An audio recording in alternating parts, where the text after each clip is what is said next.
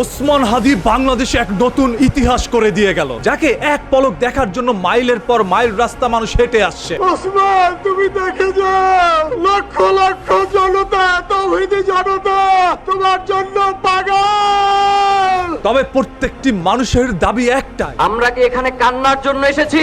আমার ভাইয়ের রক্তের বদলা নেওয়ার জন্য আজকে আমরা এই জানাজায় দাঁড়িয়েছি। কারণ ওসমান হাদির একটি শেষ ইচ্ছে ছিল, শুধু আমাদেরকে যদি কেউ গুলি করে মেরে ফেলে তাকে যেন ধরে বিচার করা হয়। সেই বিচার চাওয়ার জন্যই আজ যখন মানুষ এখানে গিয়ে জানাজার নামাজের শরীক হয়, তখন প্রত্যেকের চোখ থেকেই অশ্রু ঝরে। হাসনাত আব্দুল্লাহ থেকে শুরু করে ওইখানকার প্রত্যেকটি মানুষই কান্নায় ভেঙে পড়ে। আরে রাজনীতি কখনো ঘরের দেয়ালে বসে হয় না, রাজনীতি করার জন্য এরকম মাঠে যেতে হয়। এক ওসমান হাদির অ্যাম্বুলেন্সের উপরে উঠে হাসনাত আব্দুল্লাহ যেন বুকটাকে পেতে দিয়ে সামনের দিকে তাকে নিয়ে যায়। আজ বাংলাদেশের লক্ষ লক্ষ মানুষ ওসমান হাদিকে নিরাপত্তার সাথে নিয়ে যায়। তবে ওসমান হাদি বেঁচে থাকতে 10 জন মানুষ পায়নি তার নিরাপত্তার জন্য। তাহলে কি আমরা ধরেই নিব বাংলাদেশে জীবিত মানুষের কোনো সম্মান নেই? বাংলাদেশে মৃত মানুষের যত নিরাপত্তা দেওয়া হয়, একজন জীবিত ওসমানকে ততটুকু নিরাপত্তা দেওয়া হয় না। আমরা যখন একজন ওসমান হাদিকে হারিয়ে কান্নায় ভেঙে পড়লাম, তখন সেই অপরাধীর পক্ষ থেকে জানানো হয় পরবর্তী টার্গেট হাসনাত আব্দুল্লাহ। এরপরও এখন পর্যন্ত হাসনাত আব্দুল্লাহকে কোনো নিরাপত্তা দেওয়া হচ্ছে না। তাহলে কি একে একে আমরা প্রত্যেককেই হারাতে যাচ্ছি? এই ওসমান হাদি বাংলাদেশের লক্ষ কোটি মানুষের কাছে শহীদ বীর,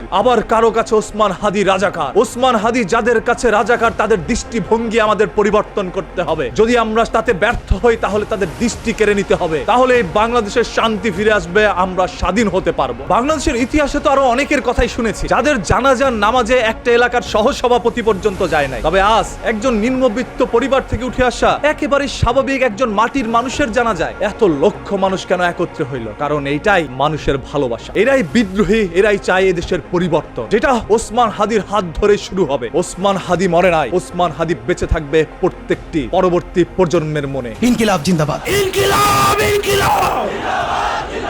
যে অন্যায়ের সাথে আপোষ করে সেই ইতিহাসের সবচাইতে বড় অপরাধী। আমরা মাথা নত করতে শিখিনি, কারণ মেরুদণ্ড ভাঙার জন্য আমরা জন্মাইনি। আমাকে থামাতে চাইলে আগে আমার বিশ্বাসকে হত্যা করতে হবে। এই বুকের ভিতর আগুন আছে, যা ভয় দেখিয়ে নেভানো যায় না। যারা সত্যকে ভয় পায় তারাই আমাদের বিদ্রোহী বলে। অন্যায়কে মেনে নেওয়াই সবচাইতে বড় পরাজয়। তাই অন্যায়ের বিরুদ্ধেই আমাদের সংগ্রাম। যেদিন রাষ্ট্রের কাছে মানুষের প্রশ্ন করা বন্ধ হয়ে যায়, সেদিনই সেই দেশের জনগণ মরে যায়। আমি 2-4টা লাইক পাওয়ার জন্য কথা বলি না, সত্য প্রকাশের জন্যই সংগ্রাম করি। চুপ করে থাকলে বেঁচে যেতাম, তবে চুপ করে থাকা আমার নীতি নয়। আমি কোনো সিস্টেমের সুবিধা নই, আমি সেই সিস্টেমের ব্যর্থতা। আমি ক্ষমা করি কিন্তু ভুলে যাই না। আমার আর কোনো ভয় নেই, কারণ হারানোর আর কিছুই বাকি নেই। আমার রক্তে ভয় নেই, আছে জোরালো জবাব। আমার নীরবতাই ছিল ক্ষত, আর এখন সেটা চিৎকার। আমার রক্ত গরম হয় অন্যায় দেখলে। আমি ভদ্রতা দিয়ে শুরু করেছিলাম, আর এখন সত্য দিয়ে শেষ করব। আমরা সবাই জীবন দিব, তবে জুলাই দিব না।